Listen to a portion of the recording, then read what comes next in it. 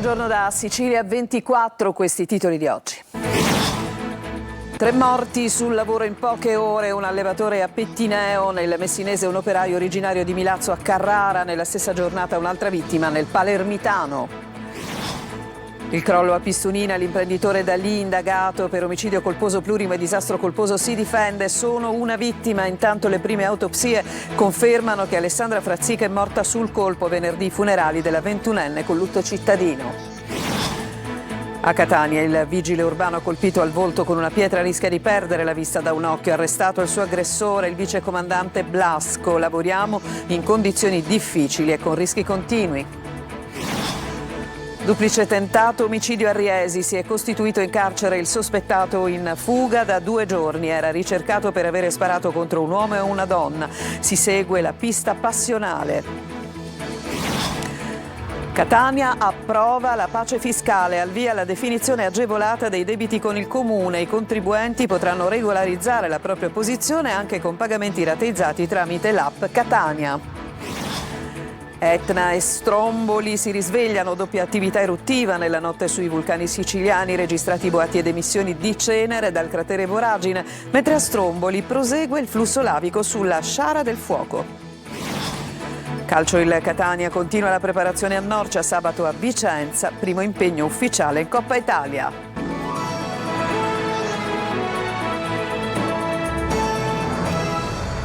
Ben trovati e purtroppo apriamo il nostro telegiornale con un bilancio davvero pesantissimo di morti bianche, di morti sul lavoro. In poche ore, nella giornata di ieri, sono stati in 3. Il racconto davvero tragico in questo servizio di Tonino De Mana.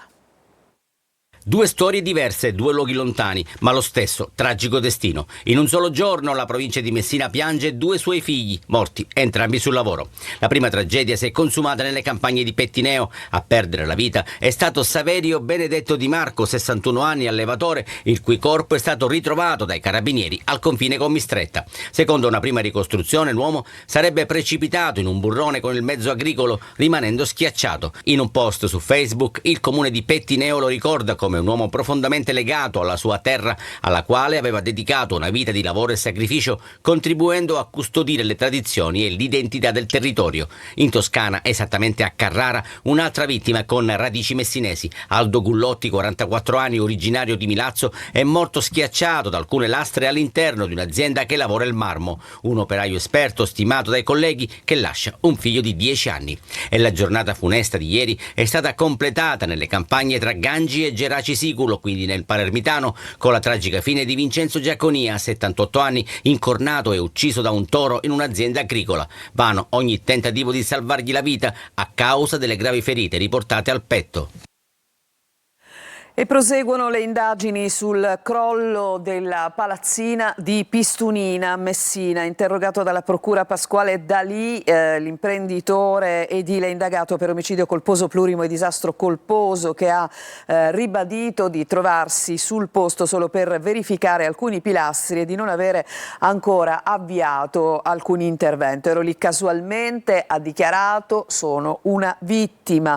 Intanto le prime autopsie hanno accertato che Alessandra Frazzica, la commessa di 21 anni rimasta uccisa nel crollo, è morta sul colpo. A causa delle gravi lesioni riportate per Carmelo Leone saranno necessari ulteriori esami per chiarire le cause del decesso, mentre proseguono gli accertamenti sugli altri resti recuperati.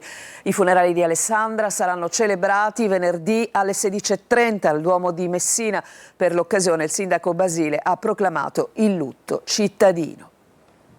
A Catania, agente della Polizia Municipale ferito al volto con una pietra durante un servizio sul viale Kennedy. La prognosi supera i 30 giorni. Il sindaco di Catania Trantino si è recato in ospedale per fare visita all'agente ferito. Tonino De Mana. Colpito in pieno volto da una grossa pietra, tanto da rischiare di perdere la vista da un occhio. Ancora un'aggressione a Catania ed ancora una volta un agente della Polizia Municipale finisce dritto in ospedale durante il turno di lavoro. L'ultimo intollerabile episodio si è verificato martedì pomeriggio, quando una pattuglia stava sanzionando un parcheggiatore abusivo sul viale Kennedy. Ad assistere alla scena, per poi diventare protagonista, un giovane di 25 anni, figlio di un noto professionista catanese, che in evidente stato di alterazione si è scagliato contro gli agenti. agenti. C'era una persona che si muoveva piuttosto nervosamente raccogliendo delle pietre da terra. Non era un complice del parcheggiatore? Assolutamente non aveva nulla a che vedere col parcheggiatore. Trasportato d'urgenza al pronto soccorso dell'ospedale Garibaldi Centro, il vigile urbano ha riportato una frattura nella zona orbitale di un occhio. Non corre pericolo di vita, però c'è una prognosi superiore ai 30 giorni sicuramente. L'aggressore è stato sottoposto a TSO, una spirale di violenza che non si arresta, tra vigili urbani investiti o picchiati, a testimonianza di un clima pesante nei confronti di chi opera in città. Lavorare in queste condizioni con rischi continui non è sicuramente non aiuta né il morale né l'efficienza del servizio. Vorrei far capire ai cittadini per bene che il vigile urbano è dalla loro parte, il poliziotto municipale è una risorsa per la città ed è soprattutto a tutela delle persone oneste e che si comportano bene. Svolta nelle indagini sul tentato duplice omicidio di Riesi. Il principale sospettato si è presentato in carcere spontaneamente mentre gli investigatori cercano di fare ancora piena luce su quanto accaduto. Rita Cinardi. Si è conclusa con la costituzione del principale sospettato la caccia all'uomo per il tentato duplice omicidio avvenuto lunedì nelle campagne di Riesi. Il 55enne, un pastore con precedenti per reati contro la persona, si è presentato nel carcere di Enna ponendo fine a oltre 24 ore di ricerche. Per rintracciarlo erano stati mobilitati i carabinieri del comando provinciale di Caltanissetta insieme allo squadrone cacciatori di Sigonella che avevano battuto le campagne tra Riesi e Ravanusa nel tentativo di intercettarlo. Dopo la costituzione l'uomo è stato sentito per diverse ore dai carabinieri. Gli investigatori continuano a lavorare per ricostruire con precisione il movente. L'ipotesi privilegiata resta quella di natura passionale, anche se gli accertamenti proseguono per verificare l'eventuale presenza di altri elementi che possono aver contribuito a scatenare la sparatoria. È confermato invece che il 58enne e la 40enne rimasti gravemente feriti erano legati da una relazione sentimentale. Intanto arrivano notizie incoraggianti dall'ospedale Sant'Elia di Caltanissetta. La donna, sottoposta a un delicato intervento di neurochirurgia dopo essere stata raggiunta da un colpo di pistola alla testa, continua a migliorare e nelle prossime ore dovrebbe lasciare il reparto di rianimazione per proseguire le cure in neurochirurgia. Saranno proprio le sue dichiarazioni, insieme a quelle già raccolte dagli investigatori, a contribuire a chiarire nel dettaglio cosa sia accaduto nelle campagne di Riesi e quale sia stato l'esatto movente del tentato duplice omicidio. Paura allo Zen di Palermo, una baby gang di ragazzini tra i 10 e i 12 anni ha preso di mira un autobus dell'Amat. Appena scesi dal mezzo hanno lanciato pietre, hanno mandato in frantumi un finestrino, danni per migliaia di euro. L'azienda annuncia il ritorno della vigilanza sulle linee considerate più a rischio. E adesso un'altra notizia, la Guardia di Finanza di Siracusa ha eseguito un sequestro preventivo da oltre 700.000 euro nei confronti del legale rappresentante di un'azienda di climatizzazione con sede ad Avola. Secondo le indagini l'imprenditore avrebbe omesso di versare allo Stato le ritenute fiscali trattenute ai dipendenti nel 2022. Accelerazione improvvisa del nuovo iter autorizzativo per il ponte sullo Stretto di Messina. In 24 ore via libera da Bruxelles e dal Consiglio dei Ministri, ma mancano ancora 2 passaggi. Manlio Viola. Il ponte sullo Stretto di Messina torna ad essere una infrastruttura prioritaria e strategica per il Paese. Il Consiglio dei Ministri nella riunione di ieri sera ha approvato la nuova delibera IROPI che definisce l'infrastruttura appunto strategica. L'ha fatto dopo aver acquisito anche i 2 pareri di impatto e di fattibilità ambientale. La nuova delibera supera quella analoga che era stata bloccata dalla Corte dei Conti con 2 diversi pronunciamenti e 5 prescrizioni da dover superare. È un altro passaggio fondamentale in vista della nuova delibera che dovrà assumere il CIPES, ha detto il presidente della Stretto di Messina, Pietro Ciucci. Appena ieri da Bruxelles erano arrivate notizie informali in base alle quali l'appalto originale può essere mantenuto in vita perché rispetta i criteri europei. Di fatto l'aumento della spesa non è superiore al 50%, il cambio della fonte di finanziamento è all'interno del perimetro delle regole europee, come anche le altre modifiche. Ma i passaggi così consumati, seppur importanti, non danno il via libera definitivo all'opera. Domani è convocato il Consiglio Superiore dei Lavori Pubblici che dovrà esprimersi sull'infrastruttura, poi toccherà la delibera del Comitato Interministeriale, il CIPES, e quella dovrà essere sottoposta al visto della Corte dei Conti. Insomma, più di metà della strada è stata già rifatta dopo il primo no della Corte. Adesso l'altra metà potrebbe essere in discesa anche alla luce delle modifiche normative degli ultimi mesi. Plaudono all'azione del governo e alla dimostrazione di perseveranza dalla maggioranza, mentre urlano all'ennesima presa in giro dall'opposizione. Il capo del Dipartimento della Protezione Civile, commissario straordinario per l'area di Niscemi Siciliano, ha firmato l'ordinanza che disciplina l'assegnazione dei contributi per i titolari degli immobili distrutti o danneggiati dalla frana del 18 gennaio scorso.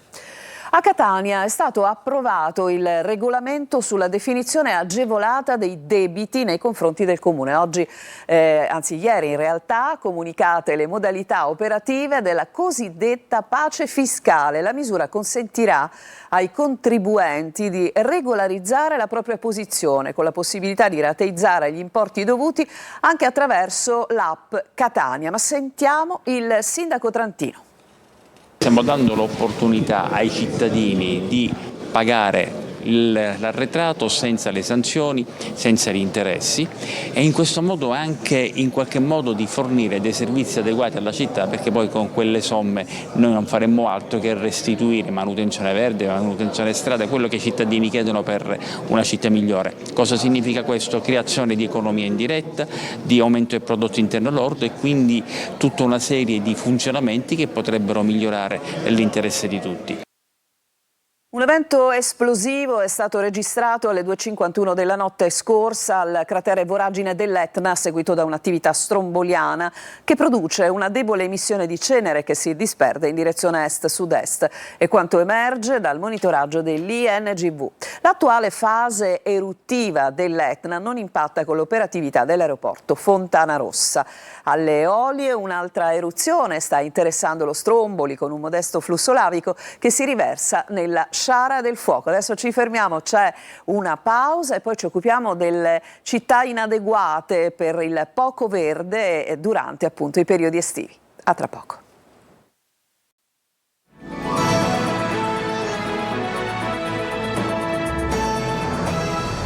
Seconda parte del nostro telegiornale Isole Urbane di Caldo. Le chiamano così le città in cui boccheggiamo d'estate. Per uscire da questo circolo vizioso la ricetta è semplice ma difficile da applicare. Meno cemento e più alberi. Lorena Dolci. Città come trappole di caldo e noi, ostaggio dei condizionatori. Notti sempre più tropicali con tassi di umidità insopportabili e bollini rossi a punteggiare le nostre estati. Chi non va in vacanza scopre a sue spese come il cemento che ci circonda continua a restituire il calore accumulato durante il giorno. 5 gradi la differenza delle aree urbane rispetto alle campagne circostanti. La ricetta è semplice da intuire, meno da applicare. Il mantra comune è mettiamo più alberi.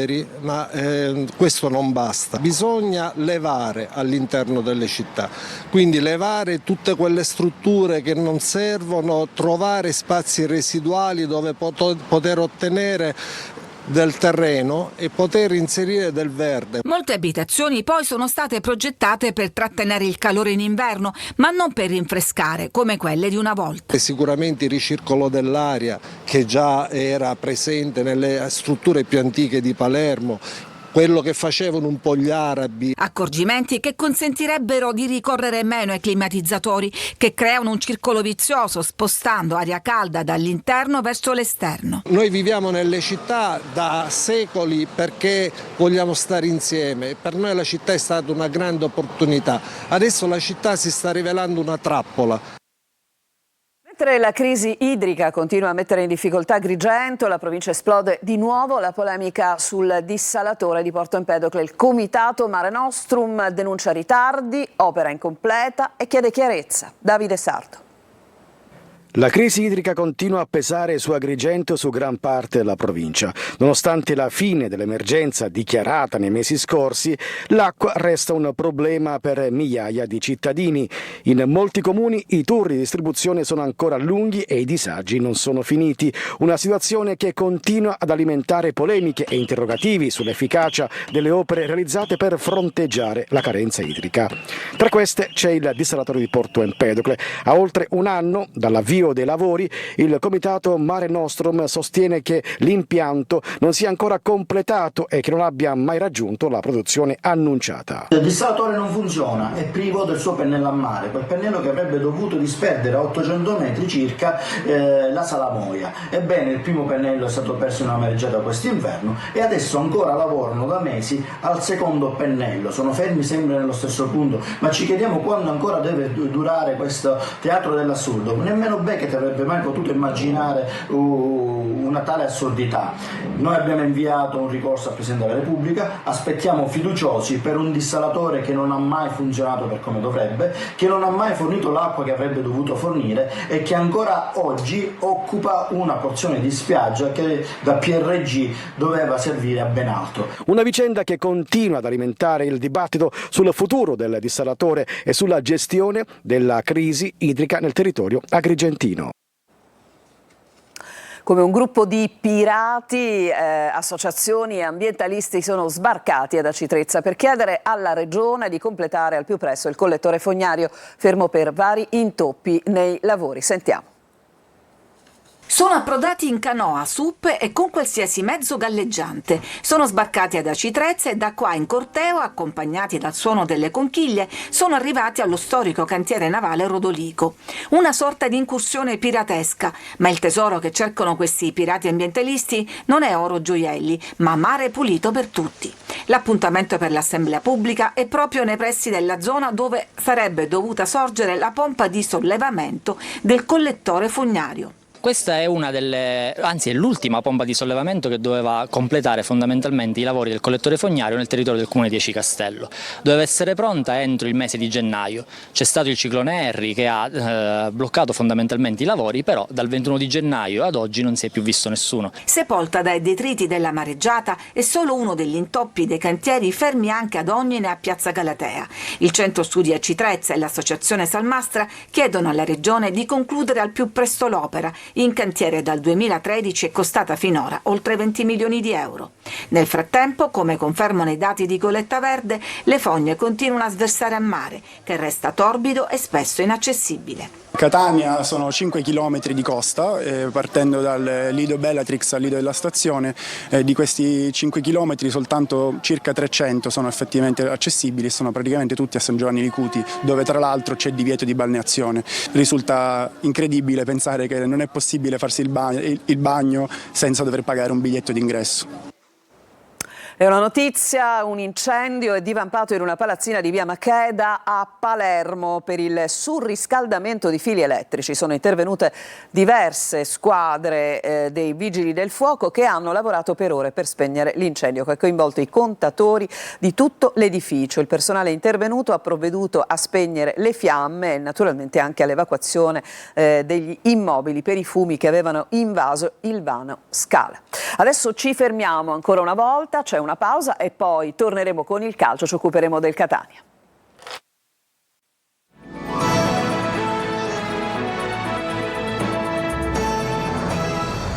E siamo al calcio con il Catania che continua la sua preparazione a Norcia in vista del match di Coppa Italia contro il Vicenza. Sul mercato ufficiale l'ingaggio di Perrotta, ma sentiamo Marco Carli.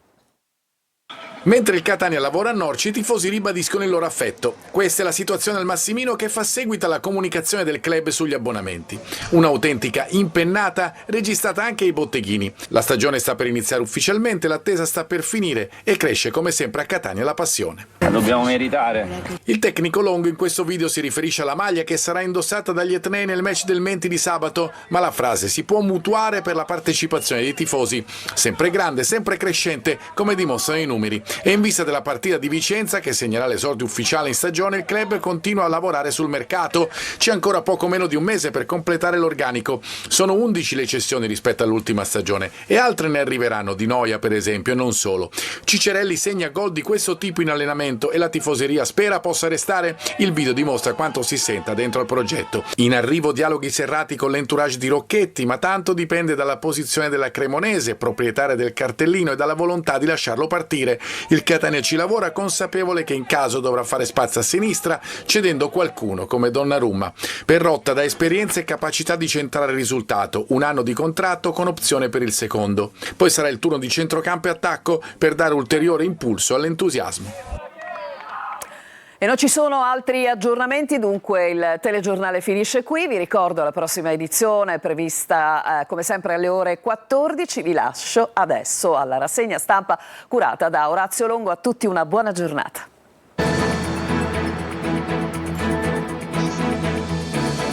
Entra nel mondo dell'informazione con l'app Sicilia Web. Resta sempre aggiornato con le news e le live in diretta.